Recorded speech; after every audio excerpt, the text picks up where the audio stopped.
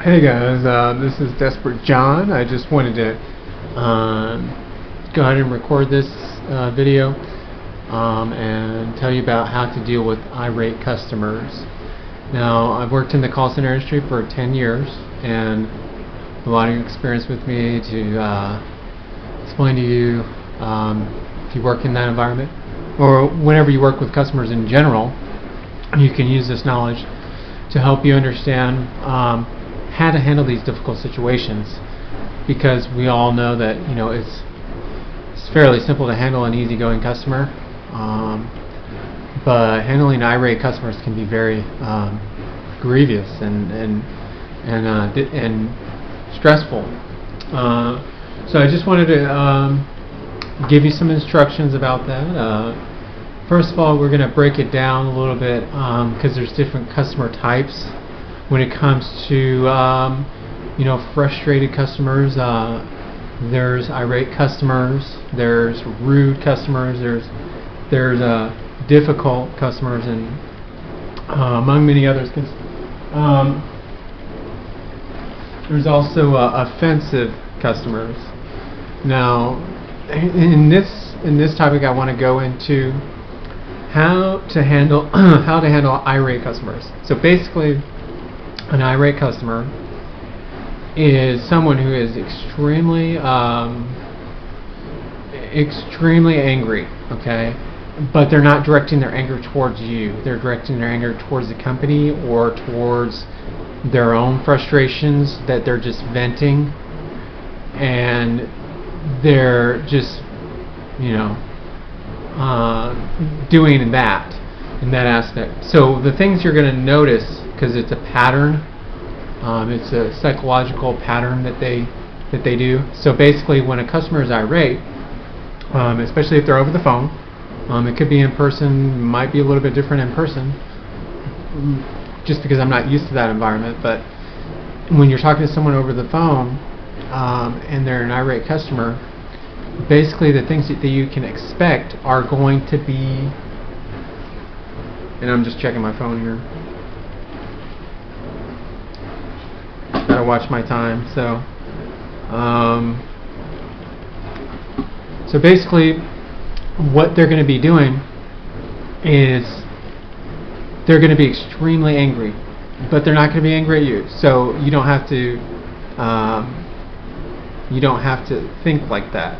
So basically, they're not as difficult to deal with as some of the other customer types, which we're going to go into, but they are pretty difficult because when they come in your line, or when you call them, or when you have them on the phone, they're going to demand to speak to your supervisor. They're not going to want to deal with you. They're going to want to speak to the president of the company.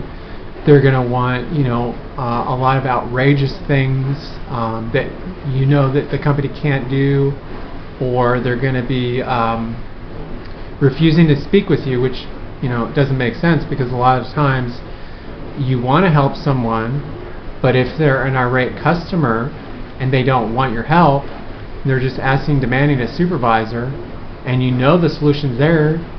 They just need to hear you out. So they don't want to hear you out a lot of the time.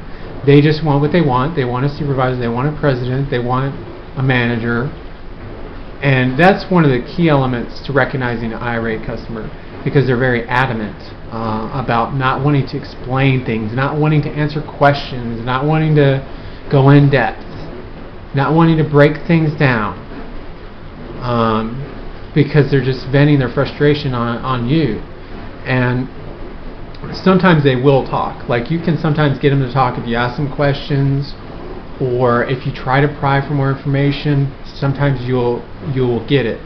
The thing I've recognized about irate customers and how to handle them, the solution would be just getting them over to a supervisor, transferring them, or getting them a call back. Because a lot of times you can just tell them, yeah, I can get you my supervisor, just let me get your number, or I'll give them your number and they'll call you back, and their problem's pretty much solved right there, and then they're off your line or off the phone. But another thing too to remember is irate customers are willing to speak with you sometimes if you try to help them and let them know, yeah, I can get you my supervisor, that's fine, but I just wanted to let you know that I know how to solve this problem that you're having, and all you have to do is X, Y, Z, and your problem's fixed. And a lot of times they'll be fine with that. They'll take that and they'll be like, yeah, that's great, and how do I do this? And then they'll just start talking, and they'll just totally not care that they were asking for a supervisor, and sometimes they'll just let you help them like that. Now, sometimes they can be, very insistent on what they want, and they refuse to, work with you, and that's very understandable. And the best ways to manage irate customers is just try to give them what they want. If they're asking for, or leading towards credits, a lot of times just give them credit, or just get them a call back, or try to solve their problem. Give them options, because the thing about irate customers is you have to give them options. Those are the two best things: options and information. Give them as much information as you can, because a lot of times they're just looking for information, and it's hard when you're talking to an irate customer because the information's there, but they're making it hard for you to get it out. They're making it, the process of you communicating with them, harder because of the way that they're approaching it. So if they would approach it in a way where you're in a setting where you're ready for anything and you can take it, and they're working with you and they're being patient, and those are the ideal environments for your brain functions and stuff like that. But it's hard to think, it's hard to process things, when people are yelling at you and just tearing into you and just chewing you out and those kind of things. And I understand that, because I've been there. I got the T-shirt. I've been there and back, and I know exactly how it is, because I've been doing this for 10 years. I've been in the call center industry, and it takes a lot to be successful. And those are some of the tips that you can use to improve yourself as an agent, or because there is a lot of jobs out there that require you to be on the phone or to make calls, and it's becoming more and more prevalent with angry customers. They just it's maybe a trend of them just maybe increasing in numbers, maybe just not being willing to accept the help that people can offer. So those are the things that you can remember to handle irate customers. And a lot of the times when you're on the phone with them, a lot of the things that they say won't offend you, because what they're saying is they're just angry at the company, and they're cussing, but it's at the company. They're not cussing at you. So a lot of times they won't even offend you in any way. It's just like, okay, I'm just listening to this person go on, and it doesn't really matter to me. So a lot of times there won't be a lot of fear associated with that.